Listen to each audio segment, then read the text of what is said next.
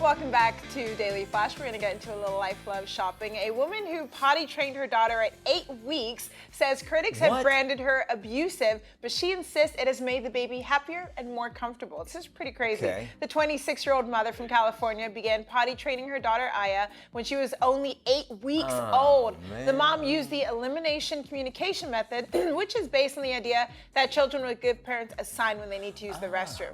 The daughter is now 5 months old, and she has been consistently waving her hand to her mom to indicate she needs to use the toilet. Although the mother has hailed the elimination communication a miracle, many have slammed the mom of one for the technique, which some call abusive, and saying that she is pushing for her daughter to grow up quickly. However, the 26-year-old has insisted that her daughter is happier when she isn't sitting around and poop. Okay, and when you first said it, I'm like, okay, yeah. This abuse, but all she's doing is communicating. That's all. It's not really. It's potty training, but it's communicating. Yeah. So I read a little more about it, and like what she's doing is she senses like she sees her daughter like do a little movement. She'll put her over the toilet. Okay. So some people are saying it's also unsanitary because she's not going. She's just holding her daughter like over toilet to go and stuff like that. The more I hear about it, I think it's a great idea. What it's about, communication. do you think it's pushing your child to grow up too fast? No. First off, we had a formula shortage. We have diapers that cost all kinds of money, and she's 26 years old, so she's a young mom. I think it's great. I think it's a communication thing.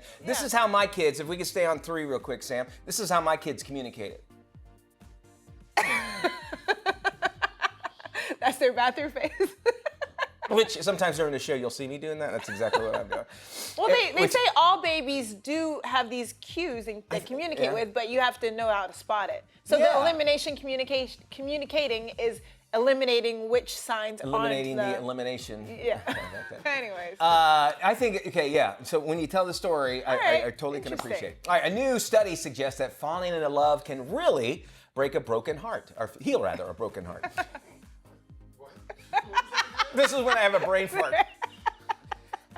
It will heal a broken heart.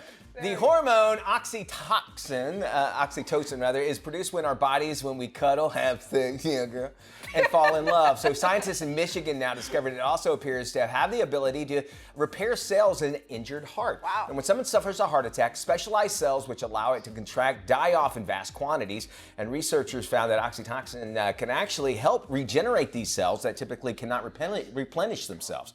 The findings also find that they've only been in zebrafish and human cells in a lab, zebrafish, believe it or not. But it is hoped that one day that love hormone could actually be used to develop a treatment. Okay, look on the other side. Let's just stay on this picture real quick. The thing on the other side about how stress affects the heart, okay? And stress releases hormones and stuff. Why couldn't... That's a good... Yeah, I didn't even think about it like that. If Sam, I was just joking. I'm just. If emotional stress can physically affect you, why can't emotional joy physically heal you? Exactly. Well said. Yeah. Very nice. All right. Well, the iconic Sanderson sisters cottage from Hocus Pocus is now available to rent on Airbnb, and it will only cost you $31 a night. What? Yeah, it's pretty cool. Fans of the beloved Disney movie will get a chance to stay in a recreation of the home that Winnie, Mary, and Sarah Sanderson lived in this spooky season. It boasts cabinets filled with ingredients to brew up your own potions, even an enormous cauldron. Cool. The cottage even has a legendary spell book that so famously wreaked havoc on Salem throughout the flick, so guests can try their hand at enchantments.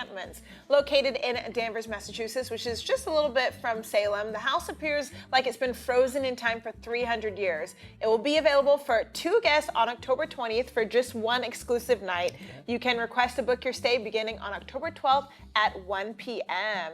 Now, the spellbinding Airbnb comes in celebration of the release of the highly anticipated sequel, Hocus Pocus 2, which hit Disney Plus on September 30th. It was a huge, the first one was huge. Actually, Larry Bagney, one of my friends, he's actually plays Ice, I think, and that's his character. He's in that movie, and so he's been pushing it as well. So, it's a little nostalgic as well. Yeah. Especially around Halloween. What a fun experience for someone. Exactly.